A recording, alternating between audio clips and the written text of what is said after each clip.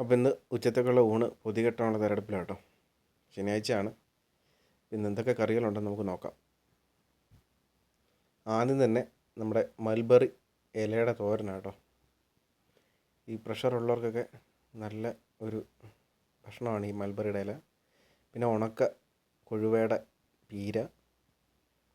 ഈ മൽബറിയുടെ തോരൻ നമ്മളെങ്ങനെ വെക്കുന്നതെന്നുള്ളതിൻ്റെ വീഡിയോ ഇതിനോട് ചേർത്തിട്ടുണ്ട് കേട്ടോ. പിന്നെ നമ്മുടെ മത്തപ്പൂവും മുട്ടയും കൂടെ ചേർത്തിട്ടുള്ള ഒരു തോരനാണ് കേട്ടോ. അതിൻ്റെ വീഡിയോ ഇതിൻ്റെ കൂടെ ചേർത്തിട്ടുണ്ട്. പീര ഉണ്ടാക്കുന്ന വീഡിയോ ചേർത്തിട്ടുണ്ട് കേട്ടോ. പിന്നെ മാങ്ങ അച്ചാർ, പിന്നെ തൈര് കേട്ടോ. എല്ലാവരും ചോദിക്കും തണുപ്പല്ലേ തൈര് ഉപയോഗിക്കാൻ പാടുണ്ടോ എന്നൊക്കെ. പക്ഷേ ഇന്ന് തൈരുണ്ടായിരുന്നു, ഞാൻ തൈരങ്ങ് എടുത്തു. ഇത്രയാണ് ഇന്ന് ഉച്ചത്തേക്കുള്ള ഊണിനുള്ള കറി. അപ്പം നമുക്ക് എങ്ങനെ തോരൻ വെച്ച് നോക്കാം കേട്ടോ. മൽബറിയുടെ ഇലയാണിത്. ഒരു 10-30 ഇല നമ്മൾ എടുത്തിട്ടുണ്ട് കേട്ടോ. പിന്നെ മത്തപ്പൂവ്, പിന്നെ ഉണക്ക കൊഴുവ. നമുക്ക് ആദ്യം തോരൻ വെക്കാം കേട്ടോ. ആദ്യം നമുക്കൊരു പാത്രം വെച്ച് അതിനകത്ത് എണ്ണ ഒഴിച്ചും ചൂടാക്കി കഴിയുമ്പോൾ കടുക് ഇട്ട് പൊട്ടിക്കണം കേട്ടോ. കടുക് പൊട്ടി വരുമ്പോൾ അതിലേക്ക് നമുക്ക് 1 ടീസ്പൂൺ ഉഴുന്നുകൂടെ ചേർത്ത് ഒന്ന് മൂപ്പിച്ചെടുക്കണം.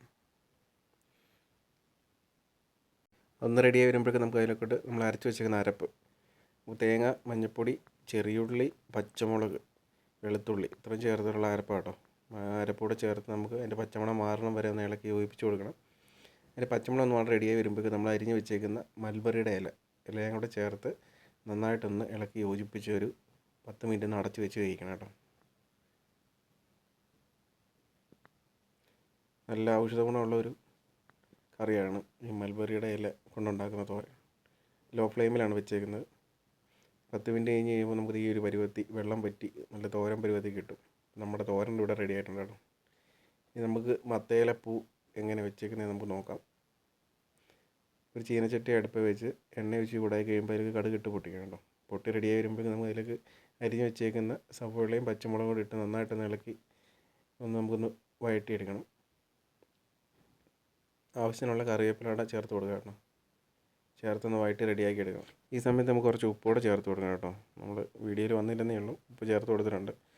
നമ്മൾ ചിരകി വെച്ചേക്കുന്ന തേങ്ങയും കൂടെ ഈ ഒരു സമയത്ത് ചേർത്ത് കൊടുക്കണം. നമ്മളൊരു 1/4 കപ്പിലും താഴെയാണ് കേട്ടോ ഉപയോഗിച്ചേക്കുന്നത്. നമ്മൾ കുറച്ച് മത്തപ്പൂ നമ്മളെടുത്ത് കിട്ടിയിട്ടുള്ളൂ. അതുകൊണ്ട് അതിനുള്ള അനുസരിച്ചിട്ടുള്ള സവാളയും തേങ്ങ ചിരകിയത് എടുത്തിട്ടുള്ളൂ. നമ്മൾ ക്ലീനാക്കി വെച്ചേക്കുന്ന മത്തപ്പൂ അതുകൂടെ ചേർത്ത് നന്നായിട്ടൊന്ന് ഇളക്കി ആ തേങ്ങയായിട്ടൊന്ന് മിക്സാക്കി എടുക്കണം. ജസ്റ്റ് ഒന്ന് ആവി കയറുമ്പോൾ തന്നെ വേഗം കേട്ടോ. പിന്നെ നമുക്ക് ആവശ്യമായ 1/4 ടീസ്പൂൺ മഞ്ഞൾപ്പൊടി, ഒരു 1/4 ടീസ്പൂൺ മുളക് പൊടി അവിടെ ചേർത്ത് ഒന്ന് ഇളക്കി ഒന്ന് റെഡിയാക്കി എടുക്കുക കേട്ടോ. ചെറിയൊരു എരിവിന് വേണ്ടിയാണ് മുളക് പൊടി ചേർത്തത്. പച്ചമുളക് ചേർത്തിട്ട് വേണമെങ്കിൽ മുളക് പൊടി ഒഴിവാക്കാം. നമുക്കൊരു 5 മിനിറ്റ് പോലും വേണ്ട, ജസ്റ്റ് ഒന്ന് അടച്ച് വെച്ചൊന്ന് വേവിച്ച് കഴിയുമ്പോൾ ഇതുപോലെ ഒന്ന് ഒതുങ്ങി നന്നായിട്ട് കിട്ടും. നമുക്കിതൊരു സൈഡിലോട്ട് മാറ്റി വെച്ചിട്ട് നമ്മുടെ മെയിൻ ആളെ ഇതിനകത്ത് ഇറക്കണം. ഒരു ടീസ്പൂൺ വെളിച്ചെണ്ണ ഒന്ന് ഒഴിച്ചതിന് ശേഷം അതിലോട്ട് നമുക്കൊരു മുട്ട പൊട്ടിച്ച് വയ്ക്കണം.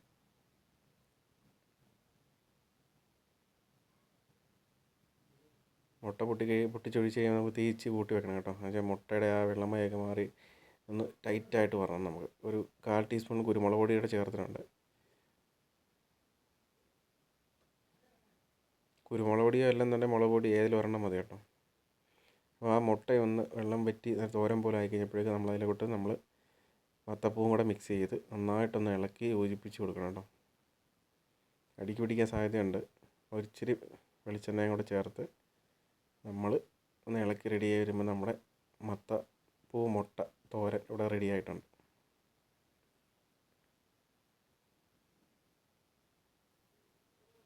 നമുക്ക് പീര എങ്ങനെ വെച്ചെന്ന് നോക്കാം. ചട്ടി ചൂടായി അതിലേക്ക് എണ്ണ ഒഴിച്ച് കടുകിട്ട് പൊട്ടിച്ചതിന് ശേഷം അതിലേക്ക് നമുക്ക് കറിവേപ്പിലയും കൂടെ ഇട്ട് ഒരു വറ്റൽമുളക് കൂടെ കീറിയിട്ടൊന്ന് മൂപ്പിച്ചെടുക്കണം. മൂത്ത് റെഡിയായി വരുമ്പോഴേക്കും നമുക്ക് അരപ്പ് ചേർത്ത് കൊടുക്കണം കേട്ടോ. മുമ്പത്തെ പോലെ തന്നെ ജീരകം ഒഴികെയുള്ള ബാക്കി എല്ലാ സാധനവും അതിനകത്ത് ചേർത്തിട്ടുണ്ട്. നമ്മൾ രാവിലെ തന്നെ വെള്ളത്തിൽ ഇട്ട് ഉപ്പ് കളഞ്ഞ് വെച്ച് നമ്മുടെ ഉണക്ക കൊഴുവയും കൂടെ ചേർത്ത് ഇച്ചിരി പച്ചമുളക്, ഇഞ്ചി, വെളുത്തുള്ളിയും കൂടെ ചേർത്ത് നമുക്കൊരു 10 മിനിറ്റ് ഒരു പുളിയുടെ പകുതി കുറച്ച് വെള്ളം കൂടെ ചേർത്ത് നമുക്കൊരു 10 മിനിറ്റ് അടച്ച് വെച്ച് വേവിക്കണം കേട്ടോ. ഇതിന് ആവശ്യമായ ഉപ്പോടെ ഈ സമയത്ത് ചേർക്കണം. ഒരു 10 മിനിറ്റ് നമുക്ക് നന്നായിട്ട് തിള കിട്ടി കഴിയുമ്പോഴേക്കും തന്നെ നമുക്ക് അത് വറ്റി റെഡിയാക്കി കിട്ടും കേട്ടോ. ഉണക്ക കുഴുവ പീര റെഡി ആയിട്ടുണ്ട് കേട്ടോ.